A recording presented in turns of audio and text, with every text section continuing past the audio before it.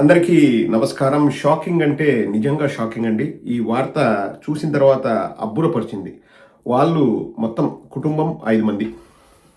5 మందికి 5 ఎకరాల్లో ఒక రాజసౌధం, ఒక పెద్ద బంగళా, కోట్లకు కోట్లు ఖర్చు పెట్టి ఒక రాజసౌధాన్ని నిర్మిస్తున్నారు 5 మంది కోసం. అంటే ఒక్కొక్కరికి ఒక్కొక్క ఎకరా.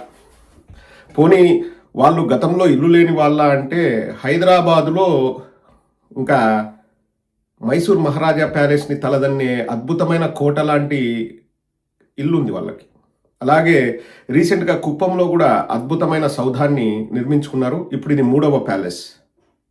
రాజధానిలో ఒక్క ఇటుక పడలేదు, కానీ వాళ్ళ ఇంటి నిర్మాణం శరవేగంగా జరుగుతుంది. సంచలన వీడియో లీక్ అయింది. 5 మందికండి. పేదవాళ్ళని అడుగుతున్నాను, ట్యాక్స్ కట్టే వాళ్ళని అడుగుతున్నాను. వాళ్ళు ప్రతిరోజు విమానాల్లో ప్రయాణించేది మీరు ట్యాక్స్ కట్టిన డబ్బులతో.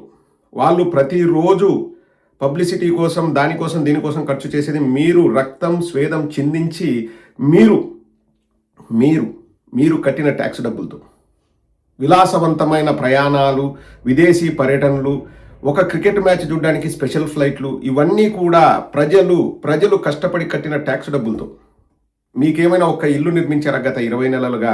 ఒక్కటంటే ఒక్క నిర్మాణం జరిగిందా? మిమ్మల్ని అడుగుతున్నాను, రాష్ట్రంలోని పేద ప్రజల్ని అడుగుతున్నాను. కానీ చంద్రబాబు నాయుడు గారు అద్భుతమైన కట్టడం అండి. ఇంకా నాకు తెలిసి మన రాష్ట్రంలో అటువంటి కట్టడం, అటువంటి ఇల్లు ఉంటుందా అంటే ఉండదనే చెప్పొచ్చు.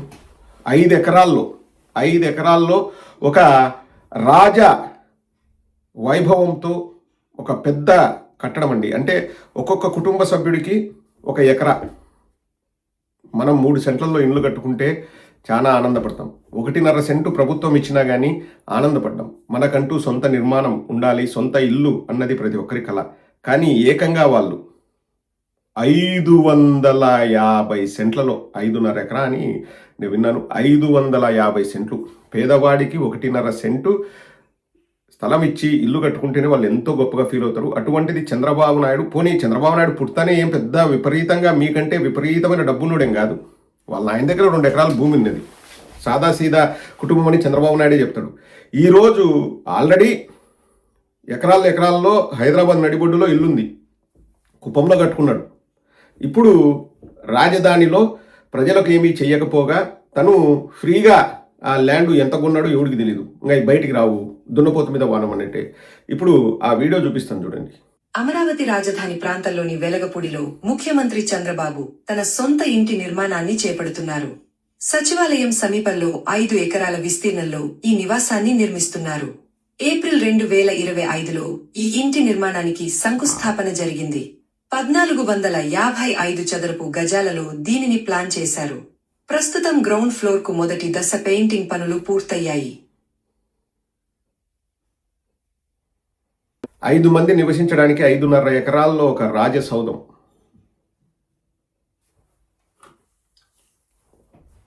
పోనీ పేద ప్రజలకు ఏమైనా మంచి జరుగుతుందంటే ఒక్కరికి రాగినయా పైసా మంచి జరగట్లేదండి.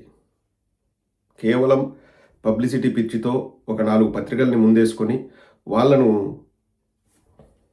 వాడుకొని చేయడం తప్పితే కాదండి. మిమ్మల్ని అడుగుతున్నా, రాష్ట్రంలోని పేద ప్రజల్ని అడుగుతున్నాను, ట్యాక్స్ కట్టే వాళ్ళని అడుగుతున్నాను. ఒక కుటుంబానికి 5.5 ఎకరాల్లో ఇల్లు అంటండి 100 కోట్లు ఖర్చు పెడుతున్నారు. శరవేగంగా జరుగుతుంది. మనం పాయింట్ టు బి నోటెడ్, అక్కడ మిగతా చుట్టుపక్కల ఒక చిన్న ఇల్లు కూడా లేదు, ఏమీ నిర్మాణాలు జరగట్లేదు. కానీ చంద్రబాబు ఇల్లు మాత్రం ఆల్రెడీ గ్రౌండ్ ఫ్లోర్కు పెయింటింగ్ కూడా జరుగుతుందని చెప్పేసి వాయిస్ ఓవర్లో విన్నాం. చంద్రబాబు గారు, మీరు బాగా డబ్బులు సంపాదించుకోవాలి, ఇట్లే సంపాదించుకోవాలి. మీరు, నాకు తెలుసు, మీరు చెప్తారు నీతి నిజాయితీగా నేను పాల వ్యాపారం చేసినాని. సహకార డైరీలు మీ హయాంలో ఎన్ని మూతపడ్డాయో కూడా అందరికీ తెలుసు. చిత్తూరు డైరీ కానీ, పొద్దుటూరు మిల్క్ ఫ్యాక్టరీ కానీ అన్నీ పుష్కాకి. ఎందుకు? వాళ్ళకంటే మేము 2 రూపాయలు ఎక్కువ ఇస్తానని వీళ్ళు కొనుగోలు చేస్తారు. వాళ్ళ దగ్గరికి ఎవరు పోరు, అవి మూతపడతాయి. తర్వాత మోనోపోలీ, తర్వాత 2 రూపాయలు కాదు 4 రూపాయలు తగ్గించేస్తాం, ఇస్తే ఇవ్వండి లేకపోతే లే. చచ్చినట్టు రైతులు వీళ్లకు ఎంత చెప్తే అంత అమ్మాలి, ఎందుకంటే సహకార డైరీలన్నీ మూతపడతాయి. అలా అంచెలంచెలుగా ఎదిగిన చంద్రబాబు నాయుడికి శుభా కలెక్షన్లు. మీరు ఇటువంటి ప్యాలెస్లు, ఇటువంటి రాజసౌధాలు, ఇటువంటి కోటలు మరెన్నో నిర్మించాలని, ఒక్కొక్కరు ఒక 5 ఎకరాల కోటలో ఉండాలని 5 మందికి 5 ఎకరాలు, ఒకరికి 1 ఎకరా కాదు, మీ కుటుంబ సభ్యులు ఒక్కొక్కరు 5 ఎకరాల్లో, వీలైతే ఒక్కొక్కరు 50 ఎకరాల్లో, 500 ఎకరాల్లో ఇల్లులు కట్టుకోవాలని మీరు, అంటే పాలతో అమ్మిన డబ్బుతోనేలేండి, నేనేం మీరు అన్యాయం చేశారనట్లా. ఆ పాలు కూడా బాగా మీ సంస్థ మాత్రమే ఎదగాలి, సహకార సంస్థలన్నీ మూతపడాలి, ప్రొద్దుటూరు మిల్క్ ఫ్యాక్టరీ, అలాగే మన చిత్తూరు డైరీ, ఇలా విజయ డైరీ అన్నీ మూతపడాలని మనస్ఫూర్తిగా కోరుకుంటూ, మీరు అంచెలంచెలుగా ఎదిగి ఇంకా మీ ప్యాలెస్లు చూడడానికే జనాలు అసలు క్యూ కట్టాలని చెప్పేసి మనస్ఫూర్తిగా కోరుకుంటున్నాను. Congratulations Chandrababu Naidu, congratulations Nara Lokesh, I'm really happy for you. పేద ప్రజలందరూ కూడా మీరు కాయ కష్టం చేసి పనిచేసి ఈవినింగ్ వచ్చినప్పుడు సేద తీరుతూ, మీరు కూడా నాతో పాటు చంద్రబాబు నాయుడు మన ముఖ్యమంత్రి, ఆయన రాజసౌధం కట్టుకుంటున్నందుకు మీరు కూడా క్లాప్స్ కొట్టండి. మీ స్వేదం, మీ రక్తం ఎక్కడికి పోతుందో నాకు తెలీదు.